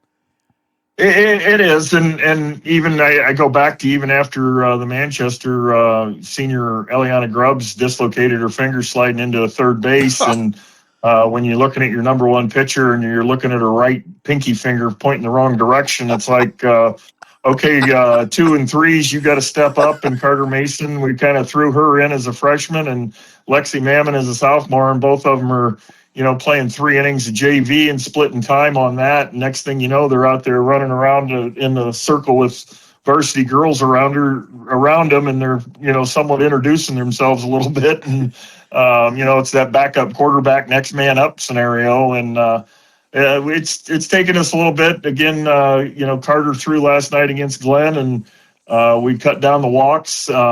She went all 6 innings last night and gave up, I think, 12 hits. I think it ended up being, but we've been snake bitten by a 2-out rally by teams. It was just crazy. We went to Knox on Tuesday night, I think it was, and first inning, 2 outs, and then they get 2 runs. Second inning, 2 outs, and they get 3 runs. And third inning, 2 outs, and they get 2 more runs. And then we made a comeback on them and cut it to 7-5. And next thing you know, in the 6th inning, it was an out and a half, and we drop a ball, and bang, bang, bang, 3 hits in a row, and they pick up a couple more runs. So it's one of those things where, and I'm trying to get on our offensive side. We're not picking up any offensive tips off of that, where you're never done with 2 outs. It's almost like you get 2 outs, and okay, well, who's where's my glove and where's my sunglasses and things like that. If the sun's ever out for us, let's put it that way. But where's my rain parka if most of the spring? But the other teams are taking advantage of 2 outs against us right now, and we've got to figure a way to get that 3rd out somehow. Doesn't it drive you crazy when that happens, when a team gets into a funk like that? Because it seems like it carries over for more than one game. Well, and that's what I'm probably the most frustrated with, is that they've got short-term memory on how to field the ball and how to throw a ball and how to hit a ball, and then when it comes to the last game, it's like, well, I made that mistake, I better not make it again. And they can remember those mistakes, but anything else they're trying to forget right away. And again, it does carry over. Our record is what it is I think it was Bill Parcells, your record is what you are. And so we're struggling right now, but we're going to go to South Bend Adams tonight. They're about a 500 club. And then we've got Plymouth tomorrow, who's, everything I read, is, the real deal this year. Put a good comeback on Mishawaka the other night. Mishawaka's playing well this year. Yeah. We're trying to get other girls into the games and things like that. I don't want to say we're building for the future, because the future is sectional. On, I think, the 24th, we play Knox again for the 3rd time. And, the old adage, it's hard to beat somebody 3 times. I hope that's really the case for us at that point. Well, it looks like you're hitting the ball a little bit. I mean, you got some folks that are getting the ball in play. I'm thinking of Cullen, a freshman, is right there at the top in RBIs, hitting 375 too. So you got some people swinging the bat a little bit. Yeah, and Lily was one that, I think I mentioned the first time we had her kind of penciled in all year or I had it penciled in at, let's call it before December 12th, I think it was, down at Plymouth, when a little tweak of a knee, had some surgery after that. And so she's just coming back, really, to tell you the truth. And she's in no way, shape, or form any softball shape, but she could always hit. So I've got her in the DP spot right now. And yeah, she's starting to do her thing. She's got 13 hits, and I think she's tied for 2nd right now in hits already. And she's only played in, a handful of games. And so hopefully she's able to continue with that. And then we'll build on that maybe over the summer a little bit. And, we can pencil her in someplace for sure next year, because if you can hit, you can play. Well, that's, bottom line. If you can swing a bat, they'll find a place to put you. As long as you got the 2 Grubb sisters, it looks like you got some pretty good stuff going on too. Well, yeah. Again, the week I said we lost Elle with a finger, and she was actually able to come back a couple days later and bat. That wasn't a problem at that point, but she couldn't pitch for the week. And then you mentioned the Jimtown game. Macy playing out in left field, she kind of overran a ball and took one in the eye/nose, and she's actually done for the year. So, that was kind of a big loss for us. Everything we've been told and doctors have said everything looks to be okay. We've got a little straightening of this and a little take care of this, and we'll watch this. But the eye and everything is seems to be pretty good coming back and everything like that. It was a scary sight, let me tell you, because it was a missile going out to the outfield, and it was tailing away from her a little bit, and she just kind of overran it just a glove's width, and boy, it knocked her down like a shot. Wow, that's a horrible way to end your season too. And as a freshman, she's having such a good year. Yeah, she had 9 or 10 hits to first 8 or 10 games, and I was moving around the lineup. I had her batting behind Elle in the 2 spot, and she was doing a lot of sacrifice, getting Elle from second to third, or even from first to second. If we ever stopped her, from going to second, Elle, I think, either has or she tied Aaron Koffel's doubles record this week on the stat sheet. Aaron obviously only was able to do it in 3 years, and hopefully she would have only kept doubles. It kept at that same double level her senior year and just hit home runs for me. But anyhow, that's here and there with that opportunity. And congratulations to her. She just signed with Easton this week and playing for the Bandits this summer. So good for her. But Macy, we expect her to come back next year and be better than ever. And, she'll be, I hate to say it, but she'll be one of the veterans next year already as a sophomore. I don't want to, you said you don't want to say you're playing for the future because the future is the sectional, but you've got a good group to build on. It looks like to me. You got a couple of juniors, but some sophomores and freshmen who are showing they can at least play a little bit. Well, actually, we've only got one junior right now, and that's Maddie Millman. She's the only junior, and then the sophomore group from there is what we're really hoping to build on. And then you add Lily and Macy as the freshman group in there. We've got Carla Arias is another freshman, but Faith Hostetler and Violet Marsh, both of those two have been playing on the JV and dressing varsity. But Kenzie Scott and Aubrey O'Keefe, they've been playing. Peyton Johnson's our number 1 catcher right now. She's a sophomore. So, we've got solid at least 4 sophomores in there, 1 junior and 1 or 2 freshmen. So, we're not replacing 6 or 7 next year. We're going to replace 3, and obviously Eliana, 32 hits already, and Bella Callentine, she's got 13 or 14. Peyton Reed and Kenzie Shoemaker, they've all got hits, as well as seniors and senior leadership that we're obviously, you always miss seniors. We've got senior night on Tuesday night coming up, and it's one of those deals where you think, okay, told them in early February, and like for Elle coming in, and even Kenzie after the winter sports, hey, this is going to be the fastest 2-3 months of your life. And they look at me like, well, what are you talking about? And here we've already played 18 games, and we got senior night, 4 days away. So yeah, it's over with so quick, isn't it? That's always the hardest part for me, is realizing it seems like we just started. Yeah, I think we were talking right before spring break, and I made the comment, I hope they don't forget everything. And like I said, their short-term memory, and I guess some of the long-term memory might have went away for a while, and then it came back, and now we've got to find it again here in the next 2 weeks. I tell you, you look at your schedule and say, well, we play 25, 30 games, but then you realize you play them in a month and a half. It's like over with. That's crazy. I mean, we had 1 day of practice, I think, the last week, and 1 day the week before. Now, next week, we're supposed to get 2. However, JV is going to play a game on one of those nights, so I'm not sure we'll actually get a night of practice on that. But we'll go down to the cage and hopefully hit in the cage for an hour or so that night. But it's a whirlwind schedule. You look at basketball, and they'll throw a Tuesday and maybe a Friday, Saturday combo in there, and they're kind of relaxed and rested and things like that. And we dislocate a finger, take an eye in the ball, or a ball in the eye, and a couple other hit by pitches. Girls got 1 in the arm and 1 in the leg, 2 in the leg by Aubrey this week, and she showing her war wounds on the photos, and it's like, oh my gosh, you got the pumpkin size, not even muskmelon. She got hit in almost the same exact spot, side to side. So her whole back thigh is all just black and blue right now, like she blew a hamstring. So And I'll tell you, I talk about Plymouth a little bit. I know you don't, baseball, softball coaches don't get a chance to probably scout the way they'd like to, or it's just not time. But they've got a few girls having a good year. I'm sure you look at Max Preps every now and then, like the rest of us. I mean, they've got some players.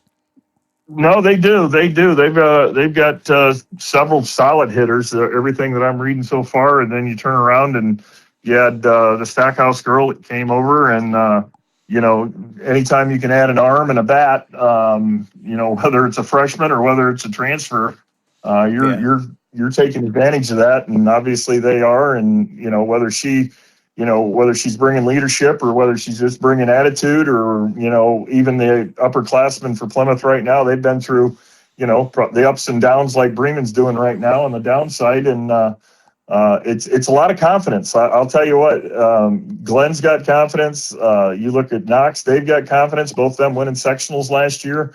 Plymouth winning games last year, and they've got confidence. We're trying to instill that because they look at Bremen looks at the bat and say, man, she's throwing hard, and it's like, well, you can hit hard if you've got confidence. Yeah. So it's one of those things where we've got to build that confidence back up here in the next couple of weeks and get everybody back on the same, goal of let's not make the last out, and let's help our teammate get home. So we're going to do that. Well, Coach, I want to thank you for taking the time. I always appreciate it, and good luck to you. And we'll see you Saturday morning.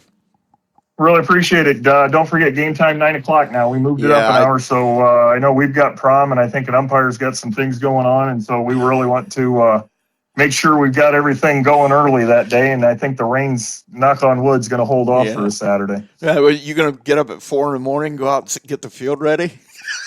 I've done that enough times. I predict that'll be next Saturday. I'll be getting up very early with the three teams coming. Westview.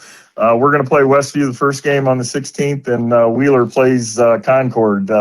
So I'm sure, and I think Concord and Wheeler have both seen rain in Bremen every year they've come down. So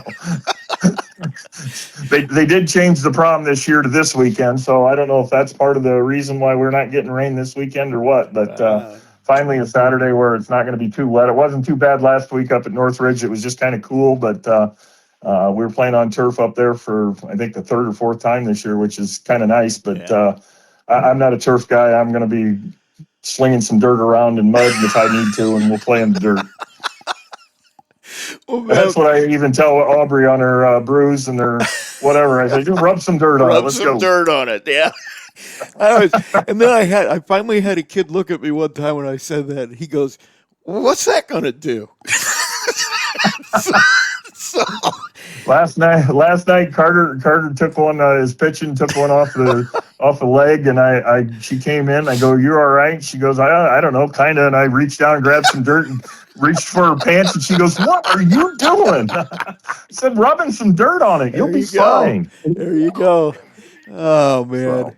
Well, once again, thanks for taking the time, and we'll see you tomorrow morning, bright and early. All right. Appreciate it, Rusty. Thank you. That's Mike Huppert from Bremen. We'll be right back. Now it's time to announce this week's Tony the Boss Ross Athlete of the Week. That's given in honor of our comrade, longtime Marshall County broadcaster, Tony Ross, who died a year ago, suddenly, long before his time. And we hope to honor his legacy of dedication to his craft, obviously unending work ethic, but mostly a devotion to the athletes and coaches in this area that nobody will ever match. It's that legacy we honor each week with this award, and we'll tell you who this week's award winner is right after this message from Johnson Danielson. Johnson Danielson Funeral Home has proudly served the Plymouth community since 1879. Today, our dedicated team continues a tradition of compassionate care supporting families throughout Marshall County. Whether you're planning ahead or honoring a loved one, Johnson Danielson offers a range of personalized options, from burial and cremation packages to flexible pre-planning solutions and helpful planning checklists. This is Jamie Beckwith. Our experienced and caring staff are available for you 24 hours a day, ready to guide you every step of the way. Simply call 574-936-2829. To learn more about our services, visit johnson-danielson.com. Johnson Danielson Funeral Home, service beyond the expectation. And this week's recipient is Drew Bingaman, a senior baseball player at Triton High School is having a decent year. This week, though, he set the Triton school record for strikeouts, throwing a 5-0 shutout over Winnemac. That was 295 when he broke it. It's 302 now and counting. And then Friday, in his last at bat, stroked a double, and now he's the all-time hits leader at Triton as well. And he broke the record of 132 last night with that double. Oh, by the way, he's only hitting .544 on the year with 11 RBIs on the mound. He's 5-0 with a .37 ERA. Here's the one that really gets me. 57 strikeouts and just 6 walks for Drew on the year. And I'm telling you, haven't been around here for a long time. The fact that he's broken both those records, Triton's got a long history of a lot of really good players. And Drew joins that line with his week this week. He's going to receive a certificate of history of the award and a T-shirt commemorating that achievement. He'll also be a future guest right here on this show, the Saturday Morning Coaches Show. Drew will also be eligible at the end of the year for our Tony the Boss Ross Max 98.3 Athlete of the Year Award. And we'll be naming that in just a couple of weeks, actually. The date's coming up. It has a plaque and a college scholarship goes with that honor. Compliments of Max 98.3 and Johnson Danielson Funeral Home. It's the Tony the Boss Ross Max 98.3 Athlete of the Week, brought to you by Johnson Danielson Funeral Home of Plymouth.